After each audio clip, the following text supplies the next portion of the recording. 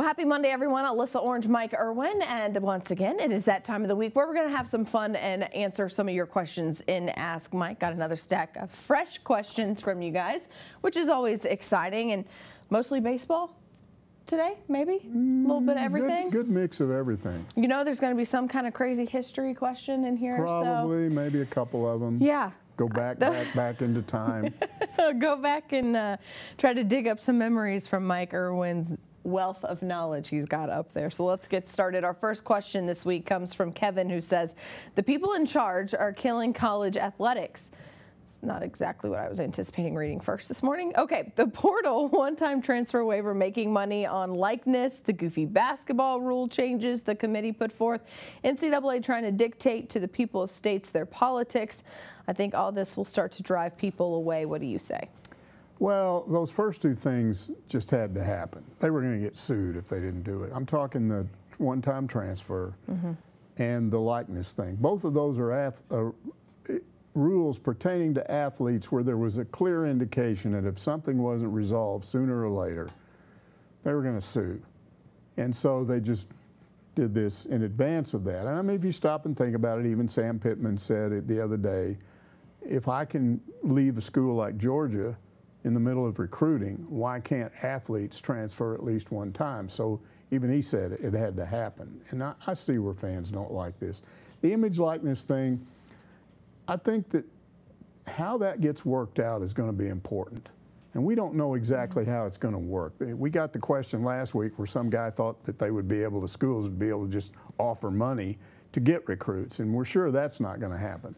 I still like my idea of taking all the money that's generated from an image and likeness at a school, put it in a pot, and let athletes, all of them, share in that, because they already get a pretty good stipend. It's not like the old days where you get laundry money and it's not enough to do anything.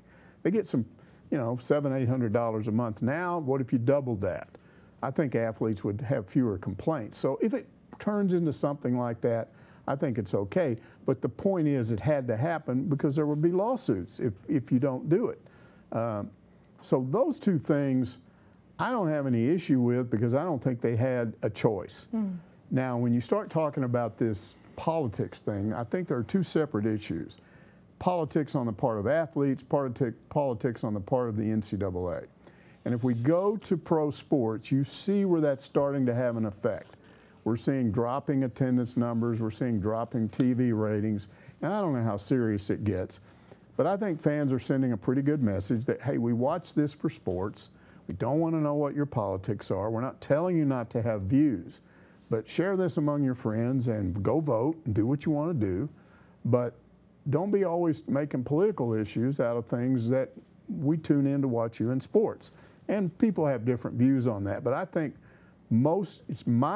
there hasn't been, I guess, a poll done on this, but I think most sports fans are fairly conservative across the country. It doesn't mean there aren't people that are liberal leaning that like sports, but I think most of them are conservative, and a lot of these athletes aren't. And when they start coming out with political statements on things like kneeling and things like that, then it makes some of these people mad and causes issues. Now, so far we haven't seen a lot of that in the college game, but what if we do? That's where I start seeing problems. I hope this doesn't happen, but we are starting to see it with the NCAA, and you might have a different opinion than I do on this transgender relating to competing against women issues, which I see different from the transgender bathroom issue. This is a thing where basically you ask yourself, which is it better to do? Discriminate against transgenders by telling them a biological male can't compete as a transgender against other biological women, so you're discriminating against that person if you say they can't. But on the other hand, what about the biological females that don't want to have to compete against these males? You have two things running into each other. And Alyssa, to me, this has to get solved the way we solve things, and that is you either sue, and if you're somebody that thinks that these transgender laws against competing like that are wrong in some of these southern states, so file a lawsuit and let it go through the courts and see if you can get that thrown out. That's one way to do it. Another way to do it is organize and get whatever legislators pass this, get people to run against them, and if you beat them, they can go in and change it back. Those are legitimate ways to attack this rule, these laws, if you don't like them. The NCAA is not a legitimate way for me, in my thinking, to do this. The NCAA is an organization that is basically hired by colleges across the country that are under the NCAA umbrella to work for them. And what are they doing? They lay out the rules, and they pretty much manage the playoff system except for football. That's what they're there for. They're not there to say, well, we don't like it because in these states this happens. There's other ways to approach that. So that's what I worry about. Now, it looks like they're not going to do anything on these veiled threats to, you know, maybe not allow NCAA softball regionals and baseball regionals at some of these schools. It was really unworkable. You know that. What are you going to do? Take the College World Series away from Oklahoma City, where it's always held, and move it somewhere else? It would be a disaster. And then if you take, I think right now, at least 4 or 5 of the top 10 baseball programs, teams that would host, not only host regionals, they'd be national seeds, so they would host super regionals if they won a regional. You're going to tell all of them they can't now host a regional? It would be much harder than what they did to the state of North Carolina on the transgender bathroom thing. So I would like the NCAA to stay out of that. I understand what he's saying, but I also feel like some of those, the 2 rules in particular that he mentioned on image likeness and transferring, I don't think there's any way to reverse that. Yeah, I don't think so either. All right, Hogg weighs in on this issue and says, I agree with Kevin and would like to add the new rule in football after the second overtime to his list. Who thinks a one-play shootout from the 3rd OT on is a good idea? I don't personally like it. I understand why it's being done. Okay, you watch college football. We're all familiar with these overtimes that go sometimes 6, 7 overtimes. Can go 30 to 45 minutes. Now, we're working, so we're going to watch that no matter what. But if you're just sitting at home and an overtime comes on, do you turn it off just because it goes a long time? I think most people still watch it. There are some people with a short attention span that go, I'm turning that off. But what do? The next day, they still look to see who won, and they're still interested. They just didn't want to stay up till it was over. Now, with some fans, we saw that with that baseball game several years ago where it started to rain and it was 1 o'clock in the morning and Van Horn didn't want them to stop playing and all of that. Those fans that were there were committed. It was a badge of honor for them to still be there at 1 o'clock in the morning. So I'm not in favor of this rule. I know why it was done. To me, it's like this baseball thing, which I think is nuts. I hope college doesn't. I was literally I was gonna counter you with that. As they continue to look for ways to make these games a little bit faster, right. I love the guys starting out on second in the Major League Baseball. I hope college baseball doesn't do it. I think that's completely nuts.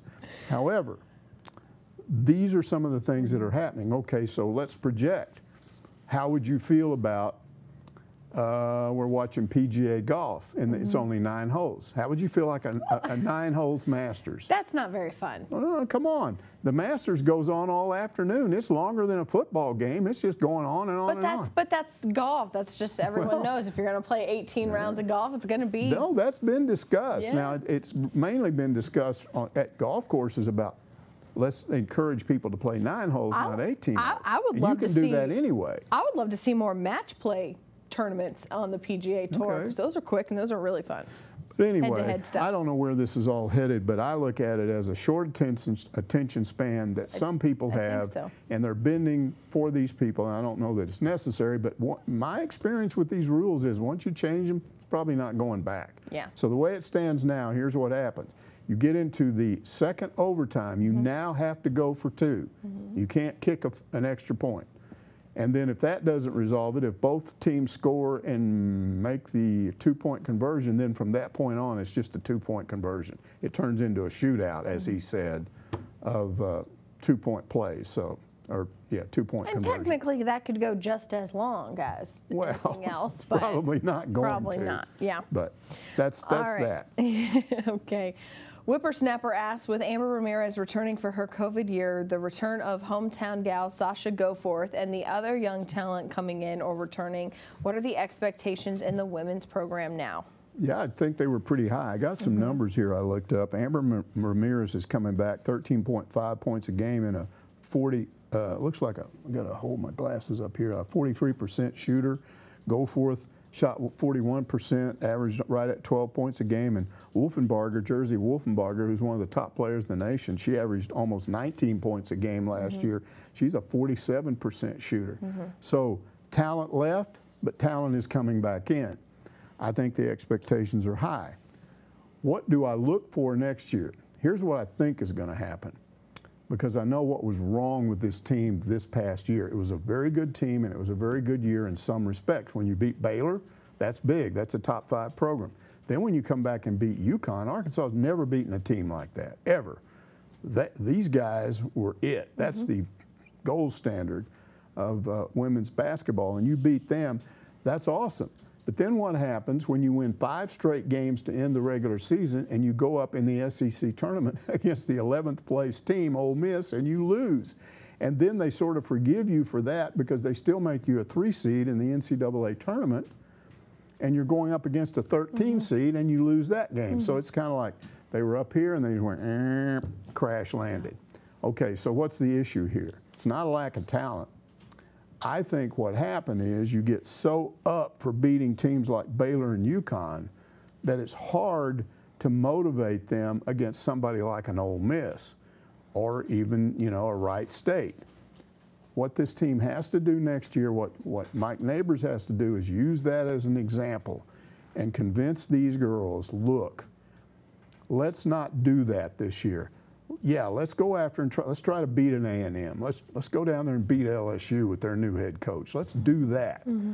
But when we're going up against a team when we're heavily favored, let's win that game too. Let's don't overlook them. So I think it's going to be a better year. The talent's going to be there. They just need to learn a lesson from what happened last year. All right, Jay Hicks, 3636, wants to know if there has not been a resolution by your next podcast, anything to the rumor that Smith could return for basketball. Well, nice timing. That rumor turned out not to be true, and it came out yesterday afternoon, I think. That it did. Justin Smith himself announced on social media that he was hiring an agent. He was declaring for the NBA draft, thanked everybody, and that ended that. Eric Musselman very quickly came out, congratulated him, thanked him. That seems to be the general attitude. Here's what fans have to get used to, especially with Eric Musselman, because he uses the portal a lot. And after this year, you don't get those options. If you're a grad transfer, you don't get like a next grad transfer year after this. So when they bring in a grad transfer in particular, he's going to be a one and done. That's just the way it is. So get used to this. It's the way it is. They were very successful with it. They've already done a tremendous job in recruiting some of these guys, and I don't think they're done. That's what I hear. There's still maybe a couple more coming in. So yeah, it is what it is. It's very different, but you have to get used to it. Yeah, I wasn't very surprised. No. I don't know where the Smith rumors came from. No, because I thought he was gone anyway. And Musselman had mentioned in an earlier press conference that all of those guys were going to be moving on. Yeah. So I don't really know why everyone thought Justin Smith was coming back, and there were some rumors. I have no idea where that rumor came from, but I was thinking, well, maybe it's going to happen. Now it's breaking people's hearts all over again, I guess. Not good. James Hogg says, as the college baseball season progresses, this team seems like an Omaha or bust team. Would it be a major blow to the program to see the #1 ranked team to lose in regionals or super regionals, or is being ranked #1 for the most part, for most of the season enough? Wow. Yeah. I always feel like now that Arkansas has the #1 team in the country, it's like doomsday. With these people, they're so scared that something's going to happen. He does make a good point, because if that happened, it would not be enough. Yeah. This is part of the problem with being we're not used to this. They're #1 again this week. They've been #1 in at least one poll for 2.5 months. That's as long as anybody has been. I mean, that is forever. So that part of it is fun. It's been good, but it comes with a price, which is paranoia. Well, not just paranoia. Look, I don't know how realistic this is, but it happens all the time if you watch college baseball. Teams pull upsets in regionals and super regionals. I promise you, if Arkansas didn't make it to Omaha this year, would not be the first #1 seed that didn't make it. That happens. So it's part of this. Fans are dealing with something entirely new, which is, wow, we've been #1. We're kind of consensus #1. This is a lot of fun, but What happens if we don't go to the College World Series? Will that be a, yes, there will be a thud. And I think Van Horn has reached the point, I think this all started with that 2018 team where you come within a drop foul ball of winning the national championship. Yeah. Until they get that trophy and bring it back and put it in that new baseball operations center or whatever it is, until they do that, I think fans are going to expect we're not just going to Omaha. Let's win the whole thing. Yeah, and Van Horn's been very good. Specifically this year, one thing I've noticed with him is he is one very matter of the fact, but he is not looking past game one of Georgia. Absolutely. You can't even get him to pretend to look past their next game, and he won't do it. And you got to respect that because he understands exactly what's on the line here. I just it entertains me that, and I get it, but this whole like, oh no, we're gonna lose. Well, I think and I understand. I think the point was, what happens if it happens? Are a bunch of people going to get mad? Yes, a bunch of people are going to get mad. Well, anytime your team is going to lose, you're going to get upset. But have some faith. It would be worse. I guess. I promise you, it's worse if you're the #1 seed overall going into the regionals and super regionals. I understand.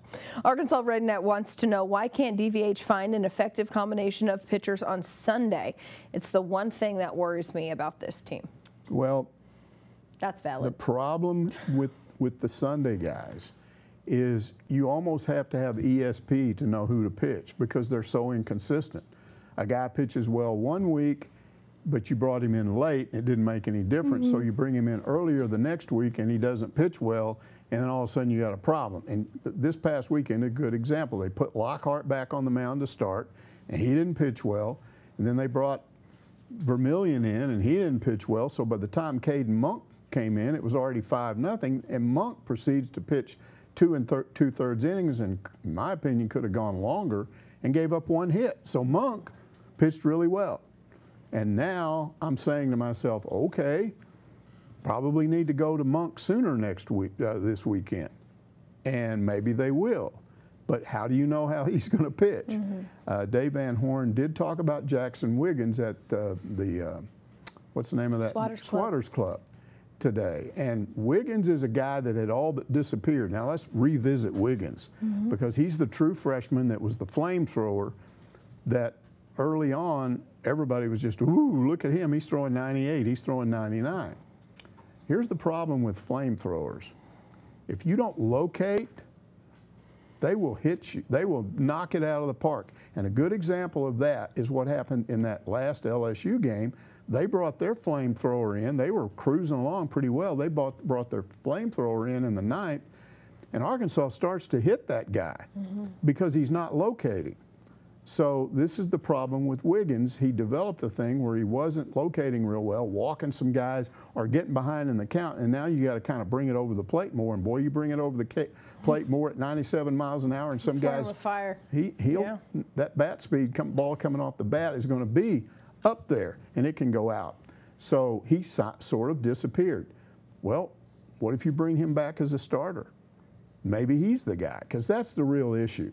They need a better Sunday starter, somebody that they're not down after 3 innings by 4 runs or 5 runs. Because when you project ahead to the super regional may not matter. If you won your first 2 games, you don't have to worry about a 3rd game. But the regional, you're going to have to play 3 games. So you got to win that 3rd game. Because if you don't, you have to win a 4th, and maybe now you've got some problems with your pitching. So it's really important to me, and especially in Omaha, you got to have that 3rd starter and maybe at least 1 good long relief guy. So that's where we stand right now with that. All right, T.L. Slayton wants to know, what is up with the stupid Rally Possum stuff and LSU baseball fans? Are they even going to let go of that goofy legend or myth? Does he know how it originated? He sounds like he doesn't know how it originated. No, I think he knows. I just think he thinks it's stupid. Well, he says, what's up with it? So I think Arkansas fans are over it. I think what's up with it is we keep wondering, a lot of Arkansas fans wondering, how long are they going to hang on to this thing? I mean, it's like every time you play these guys and they get behind, you see these stupid stuffed animals on a stick, and the announcers start talking about Rally Possum. And part of the issue was in the original Rally Possum game, anybody that believes that the possum that came out on the field right before the rally started that has anything to do with the rally. Totally had something to do with the rally. It had nothing to do with the rally. Totally did. But the fact Rally Possum's real. Look, there's one. I watched that game. There's one thing that can change the Rally Possum, I think. What? And they started it this weekend, and that is when they try to rally and they start the Rally Possum nonsense, you beat them. And LSU was behind in 2 of the games. They started all the Rally Possum nonsense, and it didn't work. Even though they got all excited because Connor Nolan came in, he wasn't ready to pitch, and they scored a lot of runs. Listening to that, you would have thought that LSU had just they were back in the old days when they used to dominate the SEC. They are fighting to get into the SEC tournament. They've had a terrible year. So they come back from 12-2 and sort of make it kind of interesting, but never got really close, and that's a Rally Possum. And then the only game they won, it was the other way around. Arkansas was the one that needed that. Somebody should have got up, Hogg fans should have got up and stole that thing from one and hold the Rally Possum up for them. So that's the way you sort of end that, is you just beat them when anytime they try to rally. I think it eventually goes away. It's not probably the dumbest thing that I've seen in the SEC. I want to mention the Auburn Golden Eagle, what is that, War Eagle? The War Eagle. That is, to me, the dumbest thing, because it got started like in 1908 or somewhere back a million years ago, and some guy who was he was some war veteran, Spanish-American War, and he was on the battlefield, and they thought he was dead, and he was laying there, and he wakes up, and there's this eagle beside him, and it's been wounded, I guess, in the fight. And he takes the eagle back home with him to the United States and sort of nurses it back to health, and the bird becomes his companion. Okay, that's really cool. So he starts taking this, he's an Auburn fan, he starts taking this eagle with him to football games. And there's a game in Atlanta back when, I guess, Auburn still played games in Atlanta. And the guy's sitting there, and he's got this bird, and everybody starts getting excited. Auburn's behind, and they want him to rally, and this bird gets loose, and this eagle starts flying around over the field, and everybody's going, look, the eagle, what does that mean? And all of a sudden, the eagle has a heart attack and dive bombs into the middle of the field and dies. So it disrupts everything. They go out, they check the bird. Oh, we're sorry. Takes the bird, gives it back to the guy. Oh, my bird's dead. But then all of a sudden, like the stupid Rally Possum, because all that happened and Auburn came back and won the game, they've had this tradition ever since. They call it the War Eagle. And so what happens now is this eagle is up in the upper level of the stadium by the skyboxes, and it flies down and it lands on the field sort of like the original eagle, but it doesn't die. And that's the good part. Hopefully it doesn't ever have a heart attack and crash into the ground, so they carry it off. But are you serious? That's like a thing? It's kind of the most convoluted tradition I've ever heard in my life. This just makes no sense to me. Jeez. Oh, man. Rally Possum. Okay. Rally Eagle, whatever. Rally Eagle. Okay. Okay, I got to collect myself. Moving on. Super Hogg 1959 wants to know, Arkansas football has had some great teams in the 60s, but in my opinion, the 77 team was the best we ever had. Would you share some of your memories of that team? Also, what stood out to you on why we lost to Texas that year? You know, I would agree. That's certainly the best team I ever covered in terms of talent. I don't know about those 60s teams. I didn't cover them. But that team, those guys were largely recruited by Frank Broyles and his staff, and then Lou came along and coached them. So you had a really good combination. Frank's recruiting, Lou's coaching. That team not only had good starters, they had good depth. And that's one of the reasons that Lou could suspend 3 of his best offensive players and not miss a beat. Now, I'm one of those people that believes that even if that didn't happen, and even if Oklahoma had taken Arkansas totally seriously in the 78 Orange Bowl, Arkansas would have still beaten them because I think they were better. Now, they came within 1 game, the Texas game that year, of going undefeated. So what happened in that game? That was an interesting game. It was in Fayetteville. I was there. I was down on the field for that game. And what really stood out to me in that game was Earl Campbell was just a devastating weapon. And Arkansas had a pretty good game plan. They let him get his yards. They just didn't let him break off anything long. And he had 188 yards maybe on 30-something carries, but it was largely on their own end of the field. And he hadn't damaged Arkansas. Arkansas was up 9-3. And all of a sudden in the fourth quarter, Texas finally gets over the midfield mark, and that kind of energized them, and then they threw a screen pass to Earl Campbell. And I'd like to say they caught Arkansas off guard with that screen pass, but they didn't. I'm looking at that thing. I can still see it in my mind. You see him come out and catch the ball, and then Arkansas's, you don't have linebackers and defensive linemen tackling him anymore. You've got cornerbacks and safeties, and they're just bouncing off of him, boing, boing. He was a big, massive guy. And I just watched him knock people out of the way, and he kept coming and coming. Finally, somebody came over and tackled him at the 2.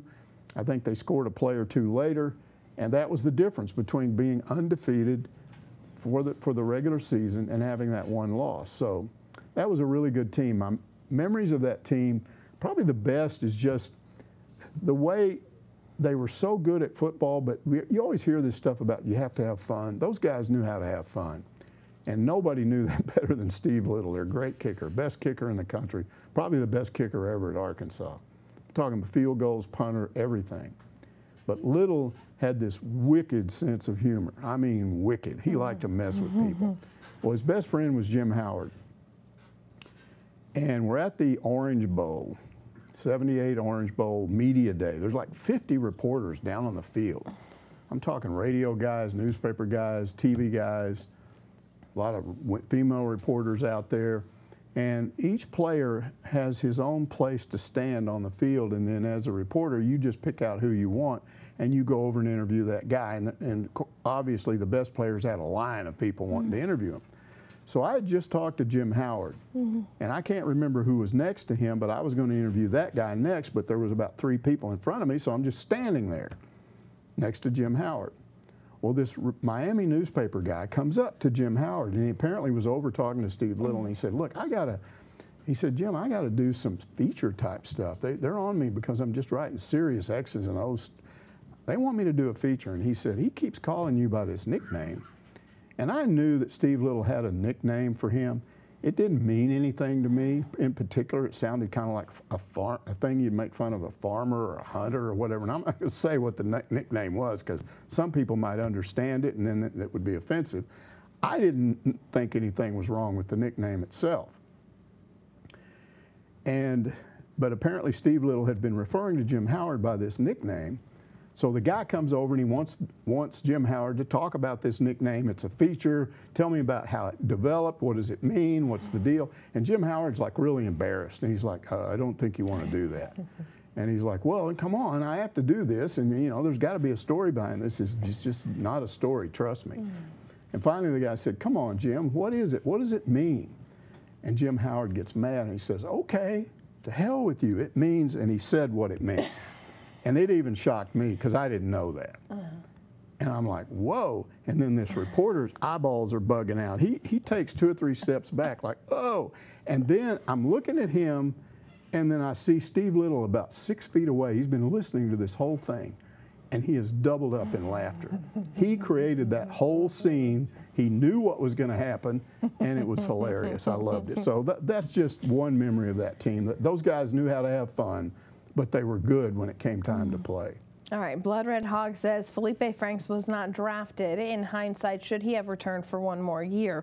The Hogs will be a better team with a chance for a bowl game. Franks would have benefited from the additional exposure. I think some fans are caught up with this thing about not being drafted, and they think it's a disaster. In Felipe Franks' case, I think he's going to be fine. You're a late round draft choice. You're not going to make much money anyway, and you don't have a choice. He had a choice, and look who he ended up with. Atlanta, which is close to Florida, where he's from. I think what's going to happen, and I've read some stuff on this, the word on Franks is that he's got all the NFL measurables. He's almost 6'7". He's 240. He's physical. They like that part of it. He's got a really good arm. He can throw deep. There's just some things they feel like he needs to polish up. Well, what do you do with a guy like that? You know, he ends up at worst on the practice squad, but he ends up in a situation where they can work with him every day. And I think you're going to see him starting in the NFL at some point. I don't know if it'll be in Atlanta, but I think they will develop him, and it will be pretty obvious this guy's an NFL quarterback, and he's going to end up somewhere. So I don't think he should have come back. I think he did the right thing, and I think he's going to be fine. Yeah, Jimmy Burke, kind of same on that level. What happened to the Arkansas players in the draft? I thought the team was getting better under Pittman. Well, clearly he thinks that what happened with only one player coming off the board was Pittman's fault. You don't develop NFL players in 1 year. What happened this year with the draft, and thank goodness that they did get one guy drafted, because otherwise it would have ended like a streak of two plus decades of Arkansas having somebody in the draft. It's a result of 2 years under Brett Bielema of average recruiting. I don't think it was terrible. Average recruiting under Morris, but really bad coaching for those 4 years. And so you end up with this result. We'll have to judge Sam Pittman in this respect in the coming years, but I got to believe you're going to see more guys in the draft. You're going to see more guys up higher in the draft. I think next year, Treylon Burks is going to go high. So I don't think you're going to see this moving forward, and I don't think what happened this year has anything to do with Sam Pittman. Not saying that the guys that came back would have been drafted either, but you also then had a lot of guys like Grant Morgan or gosh, I'm blanking on the defensive lineman's name that came back. But you've got guys who could come back, and most of them did. And so the 5 guys Arkansas had out there up for grabs is the least amount of guys we've had in a long time now. So the pool was smaller because of the COVID opportunity to come back. But it didn't have anything to do with Pittman's coaching or his staff, believe me.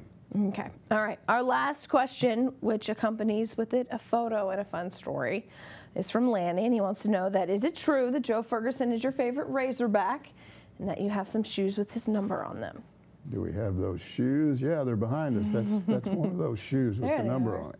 Don't you have them on your feet? I do. Too? I'm wearing them today. And there's a little story behind it. I always wear this shoe when I'm kind of bummed out a little bit, you know. Make you feel better? Well, it doesn't make me feel better. Here's what Joe Ferguson was all about. He was all about life's tough. Get over it. Just go out and attack it. Don't whine. Don't make excuses. He was one of the toughest guys I've ever been around in my life. And I did not cover him as a player. His first 2 years at Arkansas, I was still in college at North Texas State. And then the last 2 years, I was in the military. But I always watched him whenever because I liked him as a quarterback. But you look at what happened to him as a quarterback. He's probably the #1 quarterback in the nation coming out of high school, a classic drop back guy, which Frank wanted at the time, but then he has to sit behind Bill Montgomery for a couple of years. So by the time he plays, Frank was notorious. They always said there was 2 things about Frank Broyles. Number 1, he was going to change his golf swing at least once a year because he'd read Golf Digest and he'd read about some new swing, and he'd go out to the driving range at Fayetteville Country Club and be working on the new, what do you think about this? And he'd drive everybody crazy. Frank was very impulsive. He always changed his offense every 2 or 3 because he'd hear what some other team, they're having great success with the wishbone. Okay, let's run the wishbone. The wishbone's out. Everybody's doing drop back. Okay, let's do drop back. Well, by the time Ferguson started at Arkansas, got to start, Frank was already leaning away from drop back classic NFL type passing game. And he was going more toward a running game, and then he eventually wanted a running quarterback. And the bottom line is, his last couple of games at Arkansas, Ferguson was on the bench. A guy that good was on the bench. Now, if anybody had a right to be mad and complain, it was him. So what did he do? He went to the NFL and stayed in the NFL for 17 years. That's got to be the longest any Razorback's ever been in the NFL. And he's clearly the only quarterback from Arkansas that ever had a long NFL career. He didn't worry about it. He just went to the next phase and he handled it. So he gets out, and I think he was in real estate for a while, but he ends up coaching again. And he's at Arkansas as the quarterback's coach, and that's where I got to know him. And his philosophy of football just was perfect to me because his attitude was, you're there to win as a team, and therefore you have to do your part as a player. But when it's all said and done, your coaches have failed you if they have not taught you, wherever you end up, that football is like life. Things happen in a football game that are not fair, that are unexpected, but you have to gut it out and overcome it. There are no excuses. There's no whining in football. Maybe no crying in baseball. There's no whining in football. And he coached like that. And he did run afoul of Houston Nutt eventually because Nutt was a player's coach. He was more forgiving. You know, he felt like, hey, you got to cut these guys some slack from time to time. And maybe that's the way to coach. I don't know. It wasn't Joe's way. He told me one day, he said, the quarterback is the one guy on the team that cannot screw up off the field. He can't go out and do something stupid because he is the leader. And if he can do it, everybody can do it. If he dogs it in practice, everybody can dog it in practice. So he held those quarterbacks to a super high standard, and I just like his philosophy. And you look at him, he left the staff. He wasn't a good fit for Houston. He left the staff, got cancer, beat cancer, came back off of that, got cancer again. And you know, when you get it twice, that's usually bad. And I thought he was going to die. And he went down to MD Anderson, and actually, you know, he beats it. And that was several years ago. Why did Joe Ferguson beat cancer twice? Because he's meaner than cancer. He's tougher than cancer. He embodies the things that he believes in, he does himself. And that's why I admire him. And so if I'm having a bad day, I'm feeling sorry for myself, I put these shoes on, and it kind of reminds me, cut that out. I love it. Stop it. Great stuff there. Great way to end this week's Ask Mike too. Need a little motivation, need a little pep in your step. Just think about Joe, right? You got to be tough. Got to be tough. All right. Don't let life beat you up. No. For Mike Irwin, I'm Melissa Orange. That's another week of Ask Mike, and we will see you here next week.